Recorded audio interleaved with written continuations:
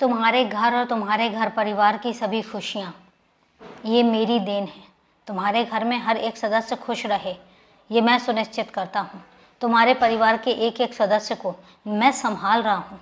फिर क्या फ़र्क पड़ता है कि वो मुझे मानते हैं या नहीं मानते।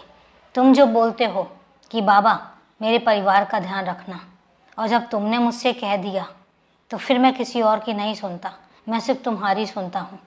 और जब मैं तुम्हारे परिवार का मुखिया हूँ, तुम्हारे परिवार का बड़ा हूँ, तो फिर तुम और सब चीज़ों पर क्यों ध्यान देते हो? तुम और सब चीज़ों के बारे में क्यों सोचते हो? और मैं तुमसे एक बात कहता हूँ, तुम जल्द ही वो सब कुछ हासिल करोगे जो तुम चाहते हो। तुम्हें मैं किसी भी वस्तु की कमी नहीं होने दूँगा। इतना याद रखना, ये मेरा तुमसे वादा है। तुम्हारी पूरी दिनचर्या पर मेरी नज़र होती है। ऐसा नहीं है कि मैं तुमसे नज़र हटा लेता हूँ। तुम कब क्या कौन सा काम करते हो ये भी मैं देखता रहता हूँ। मैं तुम्हें देखता हूँ कि तुम कितनी ईमानदारी से अपने काम करते हो, कितने प्यार से सबका ध्यान रखते हो, पर अपने बारे में सोचना भूल जाते हो, अपना ध्यान रखना भूल जाते हो। अब मैं तुमसे यही तो कहता हूँ कि ऐसा क्यों करते हो?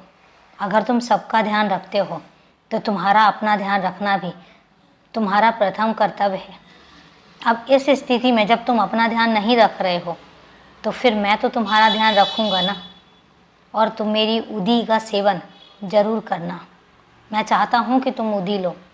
ये मेरी उदी तुम्हारी हर दुख हरी परेशानियों को दूर कर देगी। ये मेरा तुमसे वादा है। खुश रहा करो।